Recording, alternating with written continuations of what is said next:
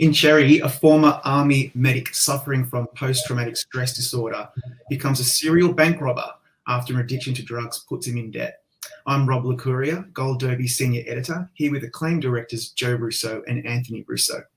Guys, Nico Walker's story is so compelling because it explores the horrors of war and addiction in a really interesting kind of first-person way. So my first question is, because I'm really curious, how you came upon the novel and then decided you wanted to bring it to life on screen. I'll go to you first, Joe.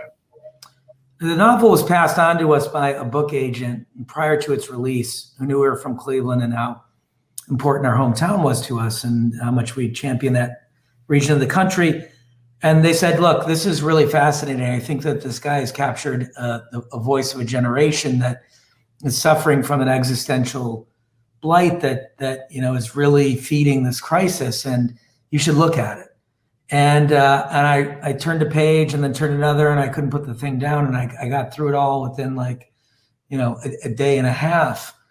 And it's very personal film for us because we have, being from Cleveland, I think there's parts of the industrial Midwest are I would consider the front lines for the crisis.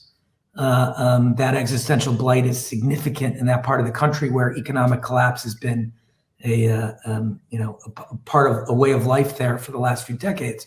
So we've had family members who've died from opioids. We have family members who are still struggling with sobriety, and significant amounts. This is not small amounts. So to us, the crisis is very present.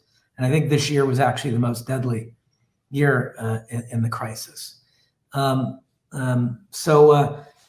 We felt that, and I also think that I've got 4 kids, and we think that Gen Z is really also vulnerable to opioids in a very specific way. And you watch the movie, and the story that we tell is very much geared towards a Gen Z audience, and this notion that you can make choices at a very early age that seem innocuous, that you don't have the life experience to make, that can forever alter your existence and potentially rob you of years of your life.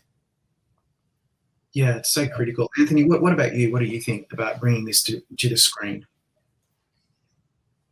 Yeah, it was interesting because we were coming off Avengers Endgame, right? We were in a very unique place in our careers. We had a great run with 4 Marvel Cinematic Universe movies, and we could basically do anything we wanted after that. So, this book just ended up speaking to us on a very personal level. It was speaking to experiences that we were having in our own life with our family and with our friends who were being touched by opioid addiction. And we even lost someone to opioid addiction. So there was the immediacy of that with us when we read the book. And like Joe said, the opioid crisis has continued to rage. And we felt like it was an important movie to make. It was important to try to advance the dialogue, try to advance our experience of what the crisis is through the storytelling. And the other thing that I think the other thing that really excited us about the book when we read it was that it felt like a very modern take on what war meant to people. Yeah. We don't have any direct military experience ourselves, but we've made a study of it throughout our lives through literature and journalism and film, and it just seemed like a very unique modern perspective on the violence. And we liked the fact that it was speaking to what's happening today, to the current youth generation that has experienced war. And again, it felt timely because there are people who are still struggling with these issues, still struggling with PTSD, and we just wanted to become a part of that experience. Yeah, and see, like the film covers so many really heavy themes, but what I really appreciated about it and what really helped me immerse within it is its shifts in tone. Because some of the scenes, I should say, are actually quite funny. The basic training, the first armed robbery.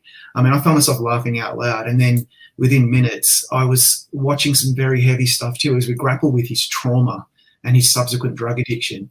So, like, speaking of that, Anthony, How challenging is that to thread the needle when balancing tonal shifts in a film like this? It is tricky, and it's a bit of an experimentation, but Joe and I have always thrived on that. I think in our work, we love complicated tones.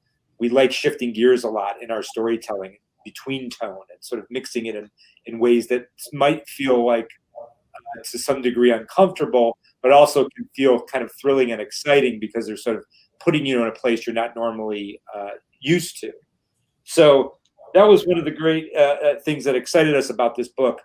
Also, here's the thing, like because it is about heavy subject matter, and because it touches on important human experiences, we wanted the movie to be seen by people. We didn't want the movie to feel like it was like, here, take your medicine, So we wanted to make the film entertaining and fun and engaging and thrilling and exhilarating, and give the audience a reason to be there, a reason to want to watch, a reason to want to recommend it to people, to rewatch, etc., so that the important things of the movie could thrive and exist.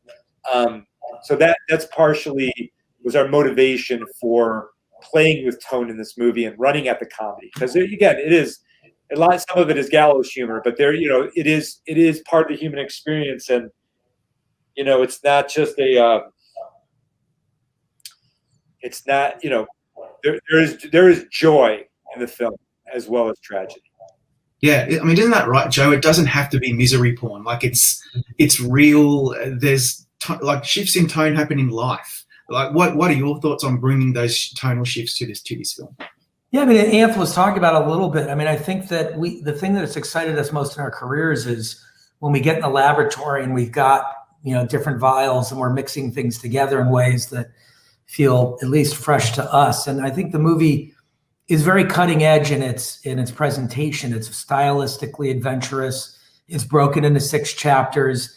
Again, this is in an attempt to appeal to a generation that absorbs visual information at unprecedented levels. Like we can't understand. I can only relate to it because I have 4 teenagers. But the volume of segregated information that they can consume over 4 minutes on TikTok is staggering to me. And all of it's different. It's different in tone, right? You're going from TikTok to TikTok or Instagram post to Instagram post, and someone's arguing politics, and someone's, trying to tell you how to cook a hamburger, and someone else is, talking about Bitcoin, and so it's just a sort of a relentless stream of information that shifts constantly on you. And we find that fascinating. And so the movie really is an experiment in those shifts and in trying to appeal to a new form of visual language. And that's what was most exciting to us about it, and why we chose to break it up the way that we did and create those shifts. Also, as Anth said, the sort of universal reason that you process information that is presented to you humorously, intense information, better than you do if it's just intense. And what we don't want is for people to distance themselves from the movie so that it becomes an intellectual exercise. You have to keep them emotionally invested, because the other important aspect of the film for us was empathy. We want people walking out of this with a sense of empathy towards addiction, towards trauma. Trauma is universal. We all suffer from trauma. We're being traumatized by a pandemic. We were traumatized by our government for 4 years. We're going to see the effects of trauma from these last few years play out over the next decade. And the only way I think that we can overcome that trauma is collectively and empathetically. That we have to display empathy towards each other and try to help one another. Yeah, it's so interesting to me. I'm so glad you said that, because I was so fascinated by the style of this film, like the saturated red with the block white font emblazoned across the screen, the visual elements, the prologue, the chapters, and then some really interesting shots, some tracking shots frozen in time, close-ups, shots that linger on eyes or lips, aerials. It made me feel very immersed. So I was wondering, Joe, do you have a favorite shot or sequence from the film that you can quickly talk us through? Yeah, I mean, there was a shot to start. We wanted so there's a big shift in each chapter, right? And it's hopefully clear that we were changing lenses that we were using. We were altering color palettes. We were altering performance. Everything was considered when we went chapter to chapter, almost as if they were slightly different films. You still have to unify, but it was an interesting exercise to think of the movie that way. And I think that the music is probably the single most important unifier. The shot that I think is worth talking about is when we shift to Iraq. We wanted to take you from boot camp, which was a wide lens that distorted reality. We had closed down the aspect ratio, confined the character, that also exaggerated the lens, and it was all shot in a single wide lens. When you get to the war, we now go into long takes that are imbued with realism. And there's a single long take that opens the war section where we find Holland, the character of Cherry, coming into his first battle. And it's a drone shot where we had a consultant, a military consultant with 30 years of experience in Afghanistan and Iraq, basically lay out the entire battle over the course of 2 weeks, train all of the extras to behave as if they were in a real battle, and tell them each what they would be feeling or doing or reacting to. So it's a battle playing out in real time with a very specific level of detail.